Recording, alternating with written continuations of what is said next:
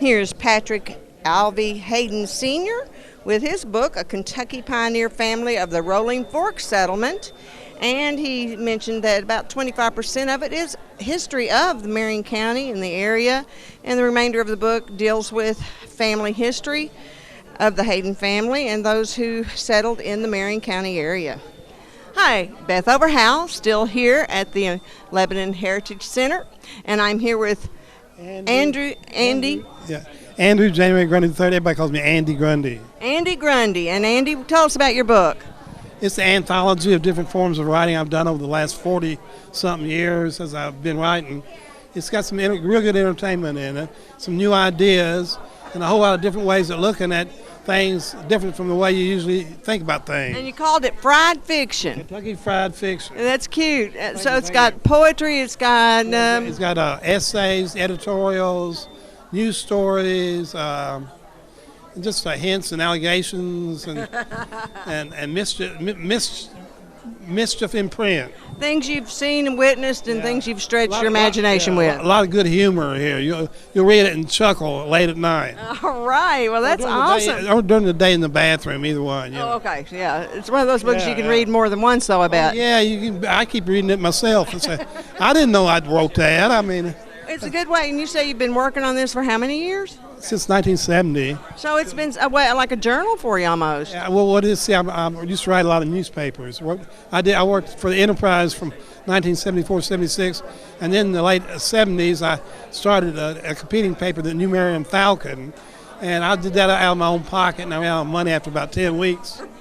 So people that subscribed, I gave them after that 10 copies. I put out an underground publication on mimeographs. Oh, okay. It was a lot easier to get that out than having a regular printing press, Oh, right. But cheaper anyway. Well, congratulations on Kentucky Fried Fiction. And I'm selling quite a few of them here. Good, excellent. And again, you can get these books at the Marion County Heritage Center whenever it's open. Also, next Sunday, the 13th, the 13th at the library at 2 o'clock. We're going to be there again, do it one more time. Okay, great. All right. Be a good flashback. Come get you a book, Kentucky Fried Fiction, next Sunday. Thank you for talking to me. Thank you, Beth. Ruth Ann Fogel is here sharing several books she has written through the years. I Ain't Changing My Clothes is one of them. In the Shadow of a Battle, Grandma's Well, and Raleigh Station. And more are in the works. We'll see if we can't talk to Ruth Ann. Well, I'm here now with my old friend Ruth Ann Fogel. How you doing, Ruth Ann? Doing well, thank you. Good to see you, world traveler. Good to see you, too. I tell you what, you have produced some books through the years. Yes, I have, and having a ball doing it. Every one of them's a little different, too. Yes. Start on the left and go just across the... All right, you have I Ain't Changing My Clothes here on the left. That's a story about an old Kentucky... I was born and raised in Raleigh. Right. Grab a switch. So that's a story about an old Kentucky woman who says she's 115 years old. She says she lived long enough to know how it was. Now she's telling it like it is. Okay. But I Ain't Changing My Clothes has a message. It's a message talking to single women, to women who lost their husbands, how they persevered, raised their children, about beliefs and good morals. Good book, a lot of fun, and she's a hoot. I have actually read that book, and it is a lot of fun. It's a lot of fun. So there is a sequel that people have been waiting for 7 years. Okay. I'm coming. But in the meantime, And your next book? Is Living Words from Grandma's Well. When I was a little girl, my dad was in the Army. My mom and I lived with her, and I was always in the way. You can't imagine that. But anyway, I would always want to draw water out of the well. And I was too little. They said, you're going to fall in. Luli, that little gal, will fall in. Don't let her do that. But while going to the well with my grandmother, she would always tell me, she would give me words of wisdom. Right. Grandma saw a lot of heartache. Children dying from, different diseases, children being killed in car accidents, but she never lost her faith and was always in God. So she always had a word to give me. Oh, that's such a testimony to your family to have made that book. Yes, it is. And the next one? Last Stop Raleigh. This is the prelude. In the fall, hopefully this year, will be the documentary. And Raleigh Station, it's buried now under a tombstone, Beth. but I'm bringing it back. Awesome. And this just gives you a rendition of Riley, what to expect, the good times that we had. Now, guess what I did? I don't know. Well, No telling. I went across the spectrum, and I've gotten involved in the Civil War. Awesome. Because my family were my great-great-grandparents and all were slaves. There were turbulent times that they saw their relatives sold. And, in that day, Beth, though it was South and North, but it was basically almost black and white. And I don't think even some of them knew why they were fighting. It was because of loyalty to someone. And it didn't matter whether it was rich, poor, black, white. We were afraid. Our families were afraid because they didn't know what was going to happen. In the shadow of a battle, it tells how both black and white lived in the shadow of the battle. Well, you've just been very prolific, and I wish you the best of luck with your books. Thank and you. It's so good to see you again. It's so good to see you. She's great, guys. I mean, I know that I'm plugging that, but, I'm Ruth Ann, and I do that, But thank you. Thank you.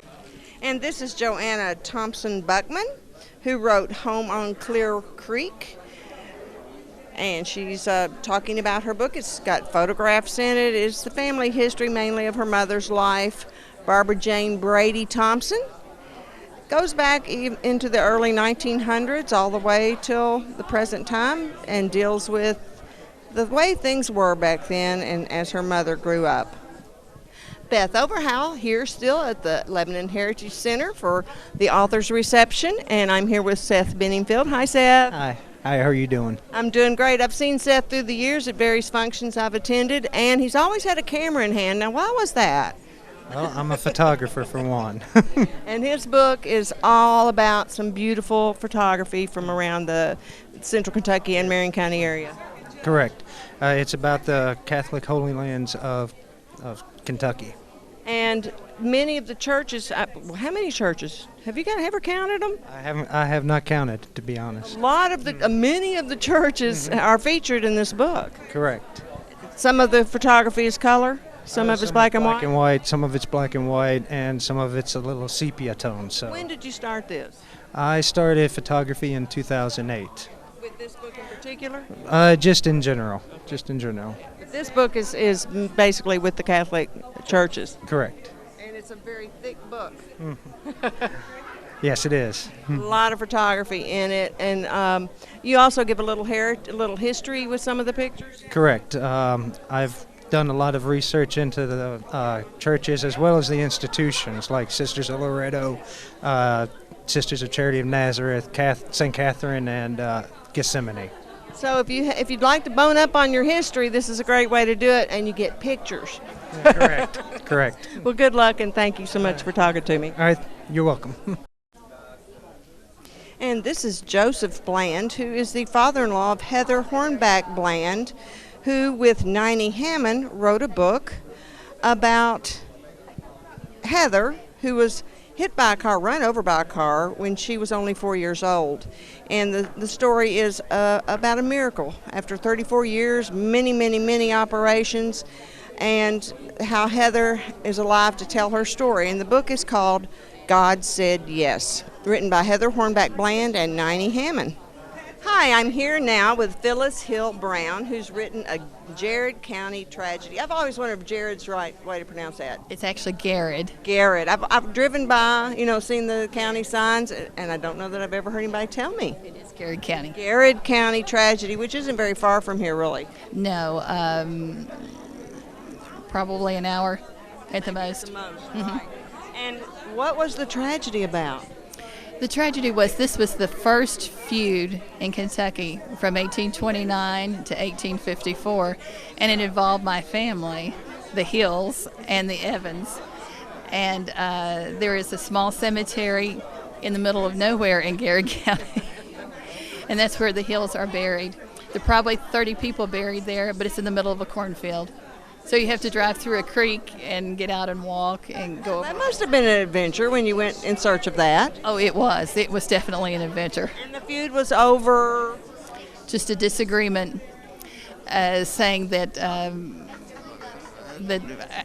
it was something about land or something. There have been a lot of books written about it, trying to make it into more important than that. But when I actually did the research at the courthouse, it was over land and promissory notes that were supposedly lost and picked up by another person. Yes, if we had Facebook back then, they might have worked it out. Exactly. And what era was this? 1829 to 1854. Well, congratulations on putting it into book form and clearing it up for people. Thank you so much. Again, this is Beth Overhow with Central Kentucky Television. I'm now here with Ann Barnett, who is the last author represented here today. Hi, Ann. How you doing? I'm good. How are you? I'm great. Well, what is your book, Between the Rows? It's not called Between the Sheets. No, but there's some of that in there. What's Between the Rows about? It's about a young man who made a bad decision to grow marijuana. In Kentucky, in Marion County. It's. I was very careful to how I placed it. I didn't mention the town. I mentioned an hour's drive between Louisville and Lexington, so it's pretty easy to figure out. Well, if you put a pin in Louisville and then a circle of an hour around, I bet every single one of those counties could. Yes, it could be anywhere. And you did say that it has some romance in it. Yes, I wrote about his relationships with his family because growing up here. And in that era, in the 70s and 80s where this was happening, I wanted to tell the story of what happened to the families and their relationships. And hopefully I did a good job. Now, did you have to interview a lot of people in writing this book? No, it's totally fiction. Totally fiction? Totally fiction, just off the top of my head. Okay, so don't take it to heart. No, don't take it to heart. It's an easy read.